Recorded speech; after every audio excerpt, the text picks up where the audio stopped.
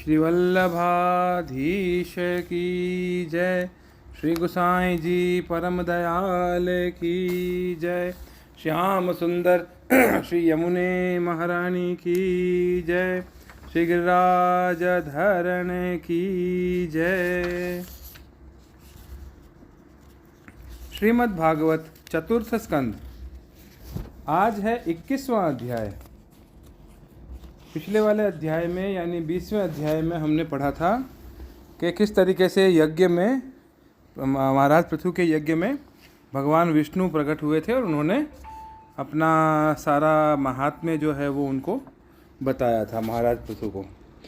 इससे आगे हम पढ़ेंगे महाराज पृथु का अपनी प्रजा को उपदेश। अथ 21वाध्याय। श्री मैत्रेय जी कहते हैं, विदुर जी, उस समय महाराज पृथु का नगर सर्वत्र मोतियों की लड़ियों, फूलों की मालाओं, रंग बिरंगी वस्त्रों, सोने के दरवाजों और अत्यंत सुगंधित धूपों से सुशोभित था। उसकी गलियां, चौक और सड़कें चंदन और अर्गजे के जल से सींच दी गई थी तथा उसे पुष्प, अक्षत, फल, युवांकुर, खील और दीपक आदि मांगलिक द्रव्यों से सजाया गया था। वह ठोर ठोर पर रखे हुए फल फूल के गुच्छों से युक्त केले के खंभों और सुपारी के पौधों से बड़ा ही मनोहर जान पड़ता था तथा सब और आम आदि वृक्षों के नवीन पत्तों की बंधनवारों से विभूषित था। जब महाराज ने नगर में प्रवेश किया तब दीपक, उपहार और अनेक प्रकार की मांगलिक सामग्री लिए हुए प्रजाजनों ने तथा मनोहर कुंडलों से सुशोभित सुंदरी कन्याओं ने उनकी अगवानी की। शंख और दुंदुभी आदि बजने लगे। ऋत्विजगण वेद ध्वनि करने लगे। वंदीजनों ने स्तुति गान आरंभ कर दिया। यह सब देख और सुनकर भी उन्हें किसी प्रकार का अहंकार नहीं हुआ। इस प्रकार वीरवर पृथु ने राजमहल में प्रवेश किया। मार्ग में जहाँ तहाँ पुरवासी और देशवासियों से उनका अभिनंदन किया। परम यशस्वी महाराज ने भी उन्हें प्रसन्नता पूर्वक अभिष्ट वर देकर संतुष्ट किया। महाराज पृथु महापुरुष और सभी के पूजनीय थे। उन्होंने इसी प्रकार के अनेकों उदार कर्म करते हुए पृथ्वी का शासन किया और अंत में अपने विपुल यश का विस्तार कर भगवान का परम पद प्राप्त किया। सूत जी कहते हैं, मुनिवर शौनक जी, इस प्रकार भगवान मैत्रेय के मुख से आदि राज पृथु का अनेक प्रकार के गुणों से संपन्न और गुणवानों द्वारा प्रशंसित विस्तृत सुयश सुनकर परम भागवत विदुर जी ने उनका अभिनंदन करते हुए कहा। विदुर जी ने कहा, ब्राह्मणों ने पृथु का अभिषेक किया। समस्त देवताओं ने उन्हें उपहार दिए। उन्होंने अपनी भुजाओं में वैष्णव तेज को धारण किया और उससे पृथ्वी का दोहन किया।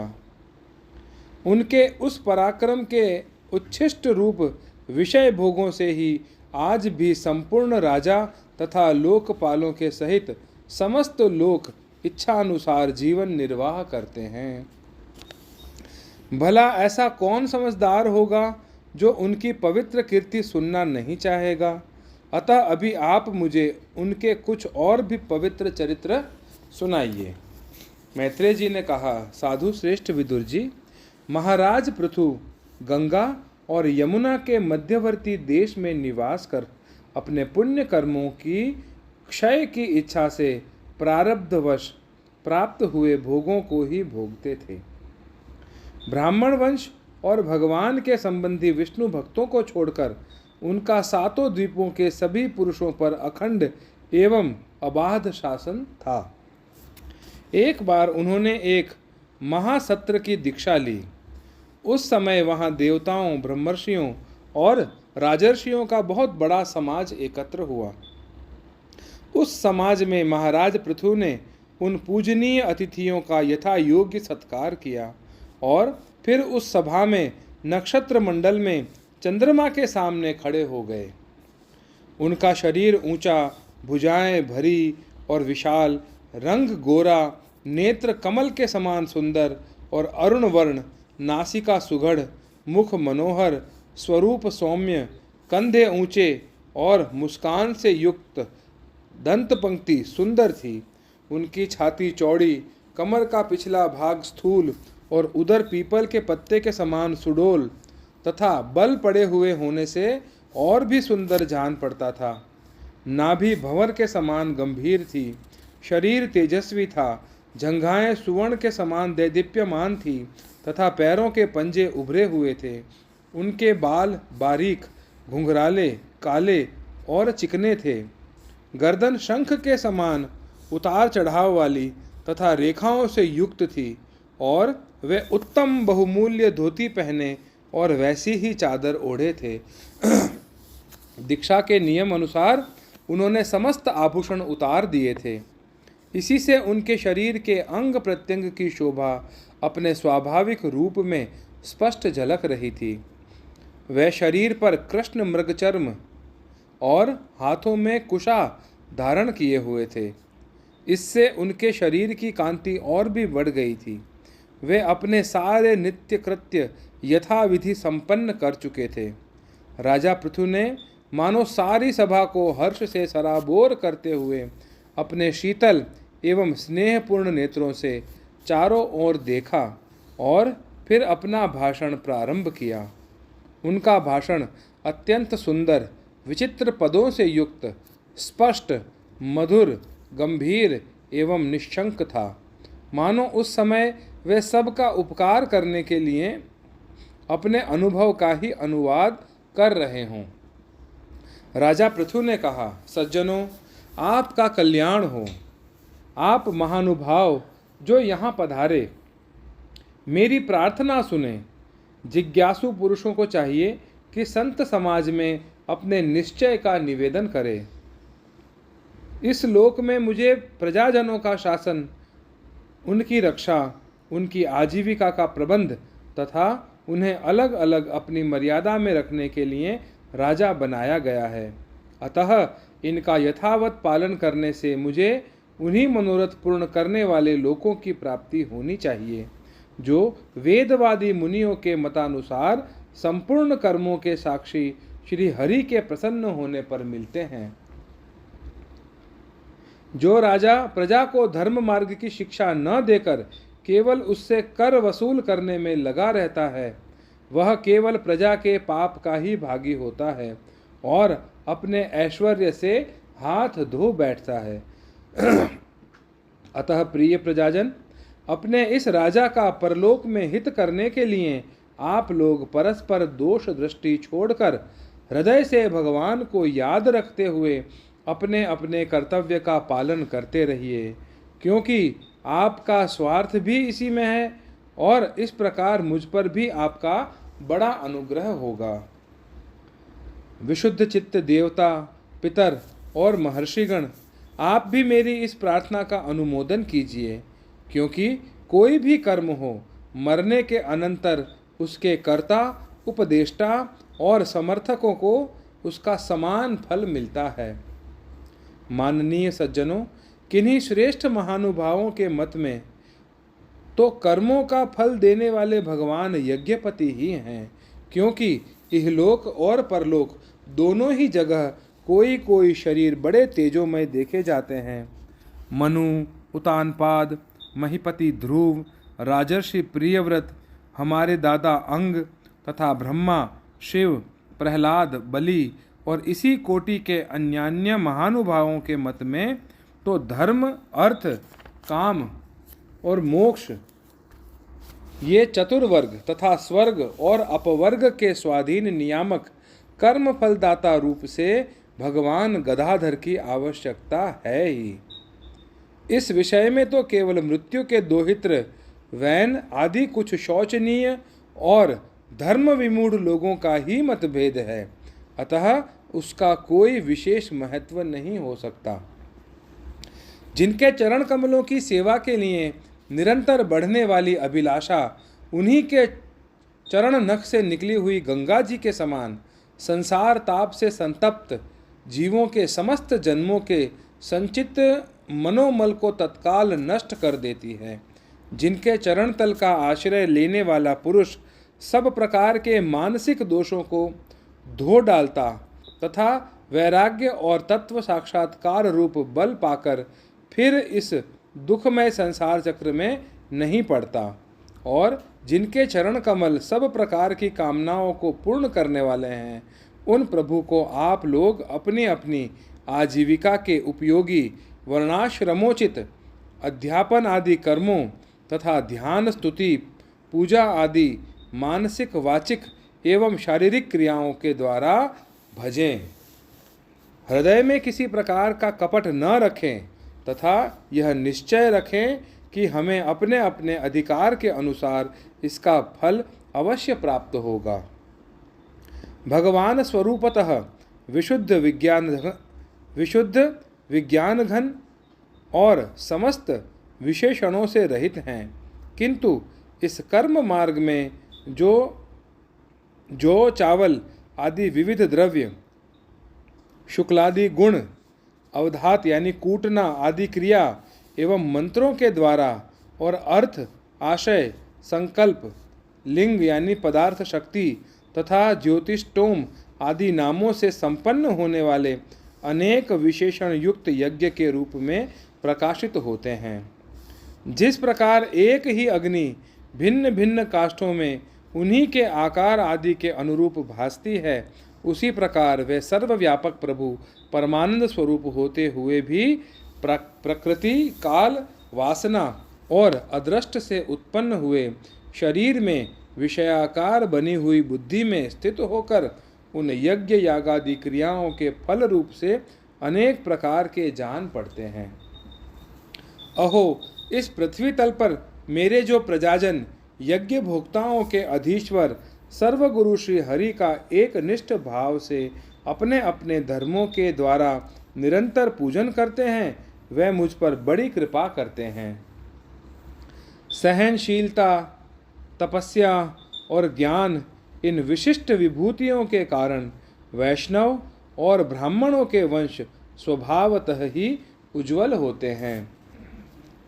उन पर राजकुल का तेज, धन, ऐश्वर्य आदि समृद्धियों के कारण अपना प्रभाव न डालें। ब्रह्मादि समस्त महापुरुषों में अग्रगण्य ब्राह्मण भक्त पुराण पुरुष श्री हरि ने भी निरंतर इन्हीं के चरणों की वंदना करके अविचल लक्ष्मी और संसार को पवित्र करने वाली कीर्ति प्राप्त की है। आप लोग भगवान के लोक संग्रह रूप धर्म का पालन करने वाले हैं तथा सर्वांतर्यामी स्वयं प्रकाश ब्राह्मण प्रिय श्री हरि विप्रवंश की सेवा करने से ही परम संतुष्ट होते हैं।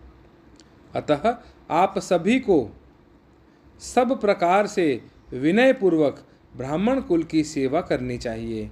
इनकी नित्य सेवा करने से शीघ्र ही चित्त शुद्ध हो जाने के कारण मनुष्य स्वयं ही परम शांति रूप मोक्ष प्राप्त कर लेता है। अतः लोक में इन ब्राह्मणों से बढ़कर दूसरा कौन है जो भविष्य भोजी देवताओं का मुख हो सके। उपनिषदों के ज्ञान परक वचन एकमात्र जिनमें ही गतार्थ होते हैं, वे भगवान अनंत इंद्रादि यज्ञीय देवताओं के नाम से तत्वज्ञानियों द्वारा ब्राह्मणों के मुख में श्रद्धापूर्वक हवन किए हुए पदार्थ को जैसे चाव से ग्रहण करते हैं, वैसे चेतना शून्य अग्नि में होमे हुए द्रव्य को नहीं ग्रहण करते।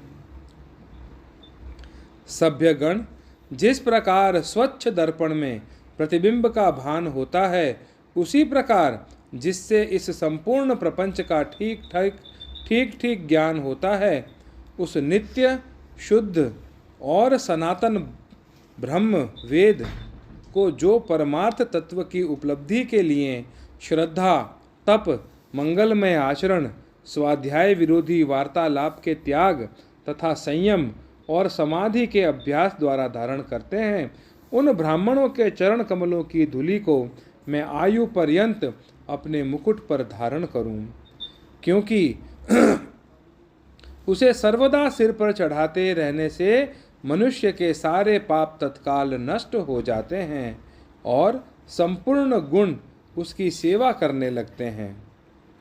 उस गुणवान, शील संपन्न, कृतज्ञ और गुरुजनों की सेवा करने वाले पुरुष के पास सारी संपदाएं अपने आप आ जाती हैं। अतः मेरी तो यही अभिलाषा है कि ब्राह्मण कुल, गौवंश और भक्तों के सहित श्री भगवान मुझ पर सदा प्रसन्न रहें। मैत्रेय जी कहते हैं, महाराज पृथु का यह भाषण सुनकर देवता, पितर और ब्राह्मण आदि सभी साधुजन बड़े प्रसन्न हुए और साधो साधो यों कहकर उनकी प्रशंसा करने लगे। उन्होंने कहा, पुत्र के द्वारा पिता पुण्य लोक को प्राप्त कर लेता है, यह श्रुति यथार्थ है। पापी वैन ब्राह्मणों के शाप से मारा गया था, फिर भी इनके पुण्य बल से उसका नरक से निस्तार हो गया। इसी प्रकार हिरण्यकशिपु भी भगवान की निंदा करने के कारण नरकों में गिरने वाला ही था कि अपने पुत्र प्रहलाद के प्रभाव से उन्हें पार कर गया। वीरवर पृथु जी, आप तो पृथ्वी के पिता ही हैं और सब लोकों के एकमात्र स्वामी श्री हरि में भी आपकी ऐसी अविचल भक्ति है, इसीलिए आप अनंत वर्षों तक जीवित रहें। आपका सुयश बड़ा पवित्र रहे। आप उदार कीर्ति ब्रह्मण्य देव श्री हरि की कथाओं का प्रचार करते हैं। हमारा बड़ा सौभाग्य है कि आज आपको अपने स्वामी के रूप में पाकर हम अपने को भगवान के ही राज्य में समझते हैं। स्वामिन, अपने आश्रितों को इस प्रकार का श्रेष्ठ उपदेश देना आपके लिए कोई आश्चर्य की बात नहीं है, क्योंकि अपनी प्रजा के ऊपर प्रेम रखना तो करुणामय महापुरुषों का स्वभाव ही होता है। हम लोग प्रारब्धवश विवेकहीन होकर संसारारण्य में भटक रहे थे। सो प्रभो, आज आपने हमें इस अज्ञान अंधकार के पार पहुंचा दिया। आप शुद्ध सत्वमय परम पुरुष हैं, जो ब्राह्मण जाति में प्रविष्ट होकर क्षत्रियों की और क्षत्रिय जाति में प्रविष्ट होकर ब्राह्मणों की तथा दोनों जातियों में प्रतिष्ठित होकर सारे जगत की रक्षा करते हैं। हमारा आपको नमस्कार है। इति श्रीमद्भागवते महापुराणे पारमहंस्यां संहितायां चतुर्थ स्कंधे 21वाध्यायः। अगले अध्याय में यानी 22वें अध्याय में हम पढ़ेंगे महाराज पृथु को सनकादि का उपदेश। श्री वल्लभाधीश की जय। श्री गोसाई जी परम